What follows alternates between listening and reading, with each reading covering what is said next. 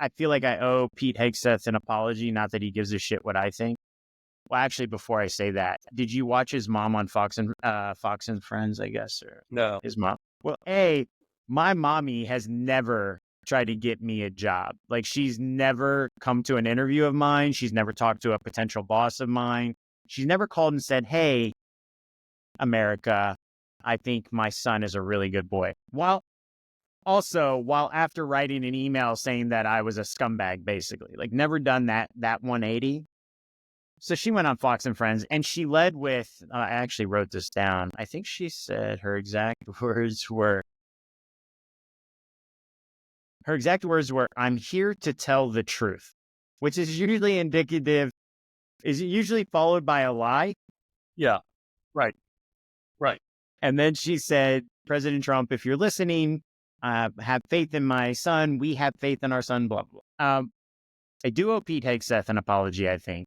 In our last episode, I had read some things about the encounter in California with the woman that he had to pay out for sexual assault. Mm-hmm.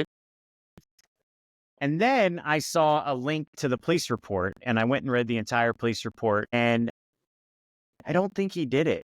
Hey, Really? I was actually talking to one of my best friends is a woman. We've known each other for 20 years, and she called me right as I was finishing it. And I went through point by point, and she was like, that sounds like bullshit to me. And it sounds like she had an affair and she regretted it instantly. And she fucking a couple days later, because it's a couple of days later, Right. she reported that she had sex with her husband, who's blacked out, but she's Mhm. married. So I assume, because she says I had sex with, and then it's blacked out, I assume that's her husband. And it jarred my memory. So now I'm reporting, I think I need to have a sexual assault kit done. And I was like, nah. I mean, they looked at video footage of them together. Staff from the hotel saw them together, and everything leads to, like, it was not a forced situation at all. And she says, I don't remember. The thing Right. is, but right before it happened, because they were on their way from the bar to one of their hotel rooms, it ended up being his hotel room, there was a noise complaint about them. So a staff guy went out by the pool and said, "Hey, what's going on?" And he was very abusive. Hegseth was very abusive to the staff person. And she said, "Sorry, we're, whatever." She grabbed him, put her arm around him, said, "Come on, let's go." And everyone said she didn't appear to be drunk or overly intoxicated. And anybody who knows, like, roofies, which I'm not like a specialist, I'm not Bill Cosby here, you can tell because they are incoherent. Like, it's Yeah. worse than being drunk. It doesn't make sense to me. None of it makes sense to me. Doesn't mean it didn't I happen. was roofied, by the way. And I was roofied, by the way. by the Russian asset that kept you out of the White House once.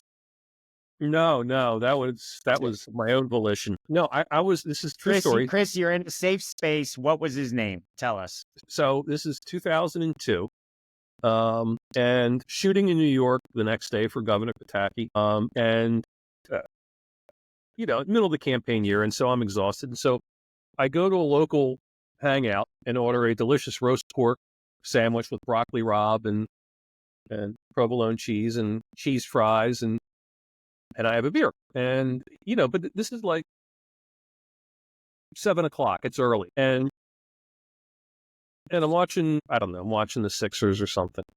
And all of a sudden, a ton of college kids all come in, rolling in. It was one of these kind of pub crawls they were doing.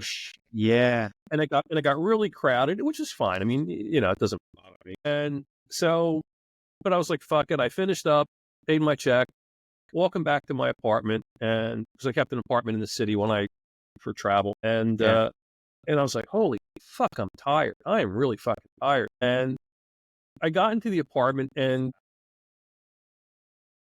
I kind of like sat on the bed and say, man, I don't know what the fuck it was. And it was like, because like literally, I mean, and the next thing I know, I wake up and it's like 7:00 the next morning, and I look at my phone and like, you have 52 messages.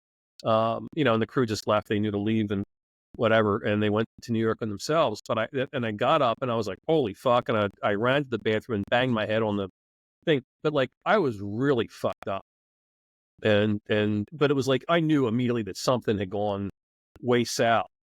Yeah. And so I went to the emergency room because I thought, holy shit, did I have a heart attack or something? And so I went, and they said, no, they said, you know, was not chloral hydrate, but whatever it is, Rufinol, that apparently Wow. everybody grabbing drinks and somebody was probably, The woman though, you probably like you saved a woman likely. yeah, I mean, who the fuck knows? But it was like, it Yeah. was, but there was no doubt. And, and I'm a 190 pound or, Yeah. 185, 190 pound dude. And it knocked me out for, 8 hours, 9 hours. So if you were 100, yeah, if you Exactly. were, So I read the report, and in that report, in the police report, they have text messages between her and her husband, and she lies. Funny enough, she says, "Oh, I fell asleep in somebody else's room."